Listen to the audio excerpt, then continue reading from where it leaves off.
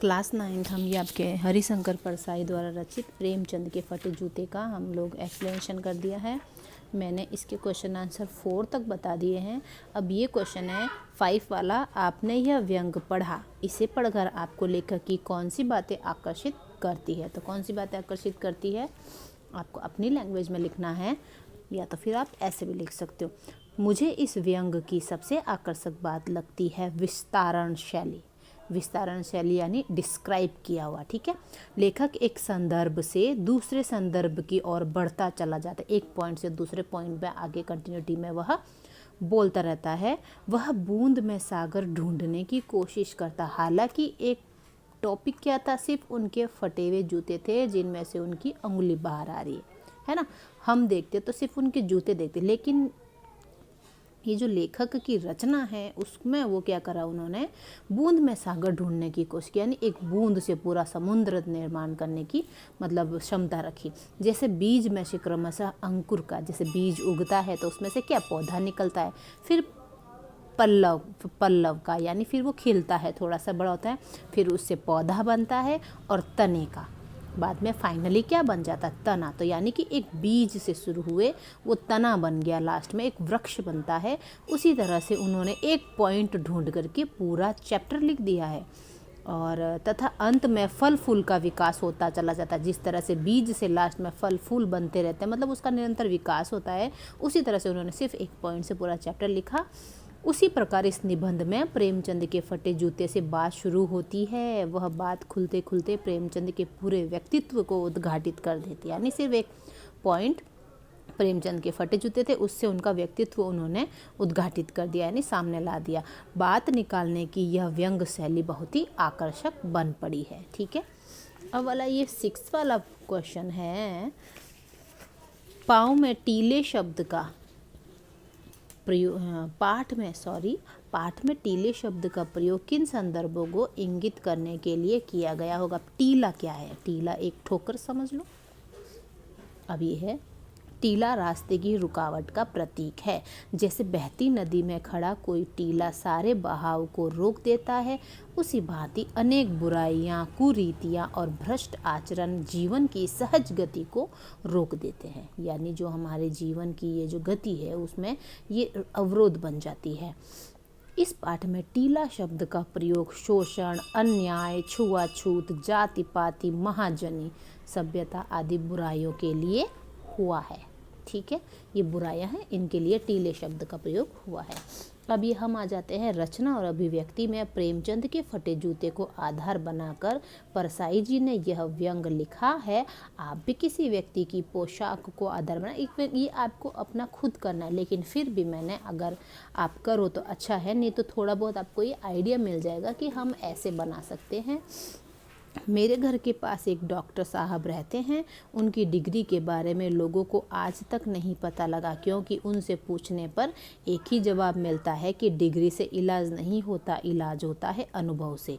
तुम मेरा अनुभव देखो। सचमुच उन डॉक्टर साहब को मैंने जब भी देखा होगा, वे हमेशा ही अपने गले में स्टेथोस्कोप लटकाए रहते हैं।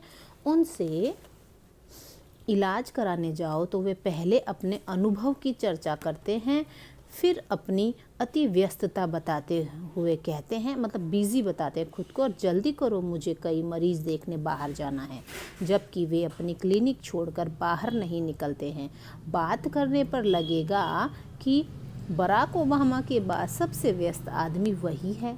उनकी व्यस्तता सुन मरीज दोबारा उनके पास नहीं आते, पर उनकी व्यस्तता कम होने का नाम ही नहीं लेती है, ठीक है। अब है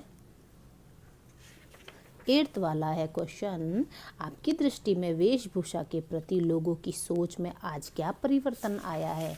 तो ये आपकी जो सोच है उससे बताना है। ये भी मैंने लिखा है, आपको आइडिया मिल जाए अगर आप अपनी लैंग्वेज में लिखना चाहते हैं कुछ और तो वो भी लिख सकते हैं। आज के समय में लोगों की सोच और दृष्टिकोण में काफ़ी बदलाव आ गया है, ठीक है। दृष्टिकोण मतलब देखने के नज़रिए में। लोग प्रथम मुलाकात में व्यक्ति का स्वागत सत्कार उसकी वेशभूषा देख कर ही करते हैं। जैसे देखो कोई सूट पैंट कोट पैंट में आ गया तो सब उसको, अरे वाह कोई अमीर आदमी आया, उसकी सब देखने के लिए जाएंगे उसको।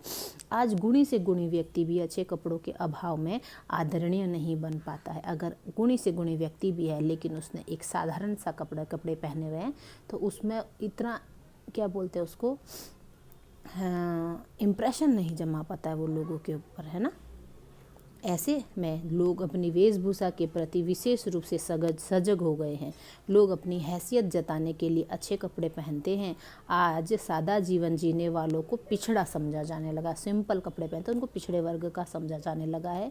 अब तो ऐसे भी छात्र छात्रा मिल जाएंगे जिन्हें पढ़ाई की चिंता कम, अपने आधुनिक फैशन वाले कपड़ों की अधिक ज़रूरत रहती है। नहीं, कई बच्चे पढ़ाई में बिल्कुल भी उनको मन नहीं लगता है, लेकिन उनका बर्थडे कब आ रहा है, बर्थडे कैसे सेलिब्रेट करना है, कौन से कपड़े पहनने वो पहले डिसाइड करते 1 साल पहले ही। संपन्न वर्ग को ऐसा करते देख मध्यम और निम्न वर्ग भी वैसा ही करने को ललायत होते। यानी कोई अमीर लोग हैं वो लोग तो ऐसा करेंगे, लेकिन उनको देख के जो मिडिल क्लास फैमिली है और जो और भी डाउनवर्ड फैमिली है मतलब, तो वो लोग उनकी इच्छा होती है कि हम भी ऐसे पहने, ठीक है। अब ये है पाठ में आए भाषा अध्ययन है। पाठ में मुहावरे छांटिए और उनका वाक्यों में प्रयोग कीजिए। तो ये आपको अगर कोई एक्स्ट्रा मुहावरा दिख जाए तो मुझे भी इसमें मतलब आप लिख लेना। मतलब हौसला पस्त करना, ये मुहावरा आएगा, इसका मतलब है उत्साह नष्ट करना।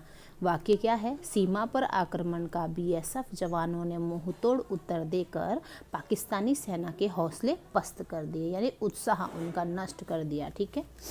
ठोकर मारना, चोट करना। प्रेमचंद ने जीवन की चुनौतियों को ठोकर मारकर रास्ता बनाया, उनसे बचकर नहीं चले। यानी ठोकर मारना, चोट करना, ठोकर नहीं मारते वैसे। टीला खड़ा होना, ये आया है तो बाधाएं आना है। वाक्य है इसका, जीवन का मार्ग सरल नहीं है, यहाँ पग पग पर टीले खड़े हैं, यानी बाधाएं खड़ी है, ठीक है।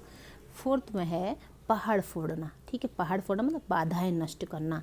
प्रेमचंद उन संघर्षशील लेखकों में से थे जिन्होंने पहाड़ फोड़कर रास्ता बनाया, उनसे बचकर नहीं भागे। यानी रास्ते में रुकावटें आई, उनको रुकावटों को दूर करके आगे निकले हैं, उनसे बच के नहीं चले आगे। 10th क्वेश्चन है, प्रेमचंद के व्यक्तित्व को उभारने के लिए लेखक ने जिन विशेषणों का उपयोग किया है उनकी सूची बनाइए, ठीक है। अब विशेषण क्या होते हैं, संज्ञा या सर्वनाम की विशेषता बताने वाले शब्दों को विशेषण कहते हैं।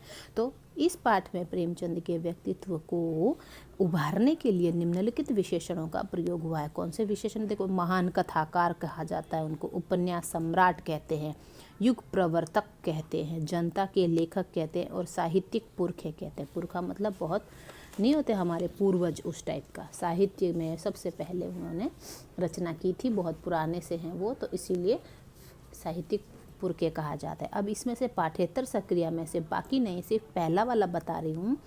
महात्मा गांधी भी अपनी वेशभूषा के प्रति एक अलग सोच रखते थे। इसके पीछे क्या कारण रहे होंगे पता लगाइए। अब महात्मा गांधी क्या है, देखो थोड़ा मैंने मैटर लिखा है। महात्मा गांधी जीवन पर्यंत सादगी को महत्व देते रहे। वे इसलिए सादे और कम कपड़े धारण करते थे क्योंकि भारत के अधिसंख्य गरीब लोगों के पास तन ढकने के लिए वस्त्र नहीं थे। वे कहा करते थे, इस देश में कुछ लोगों के पास तो एक भी वस्त्र नहीं है, ऐसी दशा में कीमती वस्त्र धारण करना उनके अपमान के समान था, ठीक है। महात्मा गांधी के विचार थे ये, ठीक है। तो ये क्वेश्चन आंसर कंप्लीट हो गया, ये चैप्टर कंप्लीट हो गया है। अब हम नेक्स्ट चैप्टर कराएंगे, तो ये वर्क कंप्लीट कर लेना बेटा, ओके।